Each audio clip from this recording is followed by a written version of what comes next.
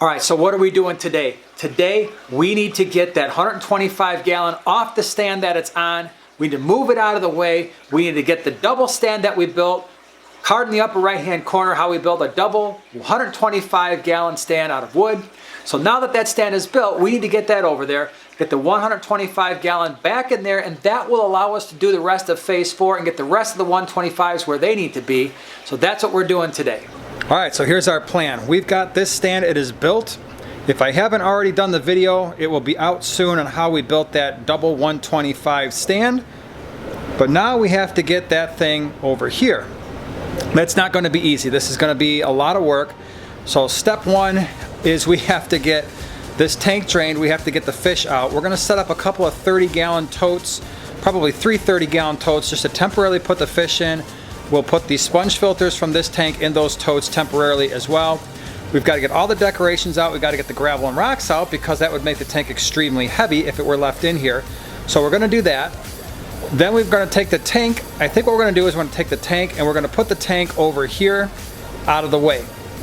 The stand, we'll empty out the stand. The stand is going to go out of the fish room because we no longer need it. We then have to fix the plumbing, and so we're going to go ahead and take the plumbing that's back here, and we're going to put some PVC that's going to stand vertically to make it a little bit easier to get the tanks clean. We also have to adjust the air system up here, add 3 more lines for 3 more sponge filters. Then we'll go ahead, get this tank refilled. It's going to go on the bottom of the 125 stand. All right, so the boys are working hard. Right now what they're doing is they are emptying water out of the 125. Eli went ahead and got everything out, all the plants, the rocks. He did a great job with that. That is our tote that's storing all the stuff that was in the 125. We took the pothos off the top. We took the heaters out. A couple of the sponge filters are out because, excuse me guys, when we come over here, we have these two 30-gallon totes that are here, 27-gallon totes. This is tank water. These are tank sponges, so they are fully cycled. This will be a nice temporary solution. The fish will just be in here for hopefully just no longer than an hour or two while we get everything set up into place and I get the wastewater system built over on the other side. But they're going ahead, they're filling up these totes with tank water. The next step, and the most exciting step, will be getting all these fish out. And I've said this before, but my goodness, moving the tilapia and the Oscar out of here is not going to be fun, and they're not going to like it. So the rest of the fish will be okay. All right, so here's our plan next. We've gotten the water about halfway down. That's going to make catching fish a lot easier. There's a lot of fish in here, and this was not ever supposed to be this way. So while we're breaking this tank down, we're going to take the opportunity to get it a little closer to what it was originally intended to be. So all of the little OB looking fry, I'm sorry for the glare, but all the little OB looking fry, they're going to go in our mixed cichlid bin. We are going to get the smaller OB here. That's a pretty one. He's actually going to be going to a swap next week, so we're going to get him separated.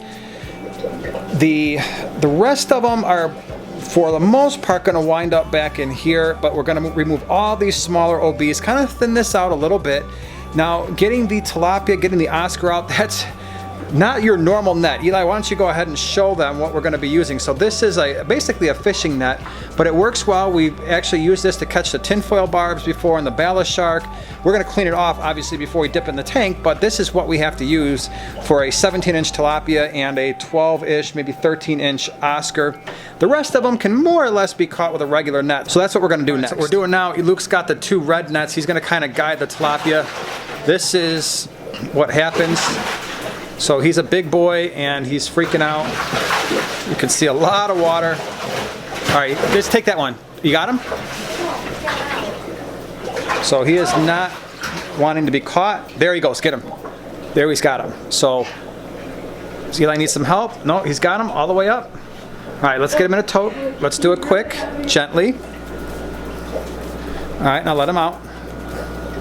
All right, so that worked out pretty well. He didn't appreciate that very much. He's probably going to have a little bit of damage when we put him back. Maybe some of the scales are going to be a little bit ripped up, or maybe some fins, but he'll be okay. So the tilapia stirred up a lot of stuff. Luke's going to go ahead and grab the Oscar. Oh, he just went right in the tank. That was really, lift it all the way up, lift it out, lift it out. There you go. And then he's going to go ahead and take the Oscar and put him in the other tote.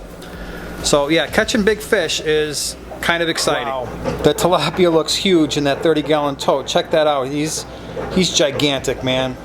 So all the fish that we wanted to keep in the 125, they're in here. So the Oscar, the Steindachnerai, the bigger OBs, the bigger Red Empress, and the plecos, bristlenose plecos. For right now, that red double's staying in there as well. But they're all in there. The little OBs went to the place where little OBs go, and that is one of the other grow-out bins on the other side. And so now we've got Luke over here, and he is gravel backing everything, because the next step isn't going to be as fun. We have to get the gravel out of this tank and scoop that out just to make it lighter. It's going to go right back in, but we do need to make it lighter to get it off the stand, set it aside, move this stand out. We can get the other stand in after we do the plumbing.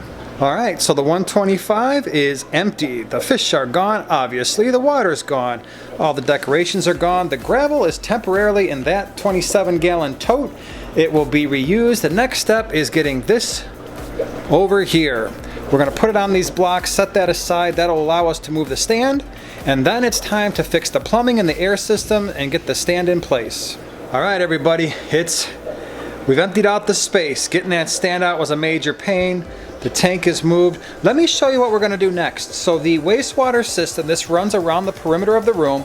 And initially I drilled all these holes with the intention of just running the hose from the tank directly into the wastewater system. The problem is, obviously, these 3 holes here were completely covered by the tanks, as was this partially, but we were able to get a hose in there, so that was the one that we used. What I'm going to do is something similar to what I did on the other side. I'm going to cut in on this PVC in 2 different spots.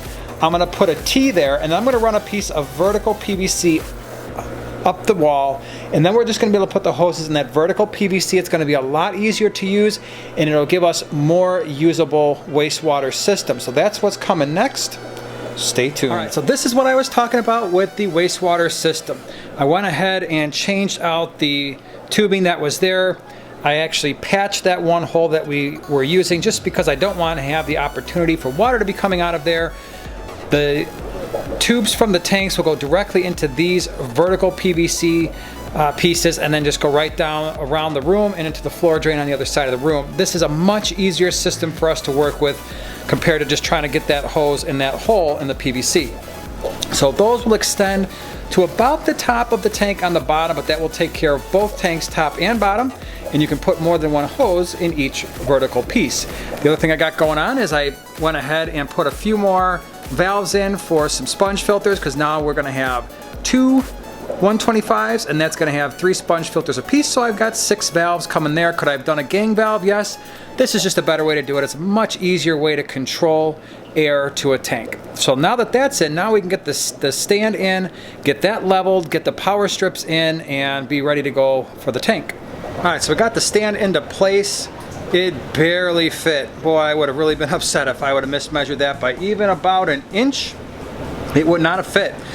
So it's in. The 125 is in the bottom, and we are getting the gravel in there now. And so we're going to get the lights back on so we can see what we're doing. And we're going to start putting the plants and the rocks and the wood back in. And we'll come back to it when we have all that stuff in there. We had to get the 125 that was on the old stand onto this one, and so that has been done. And now the next step, of course, is to get the 125 on the next level.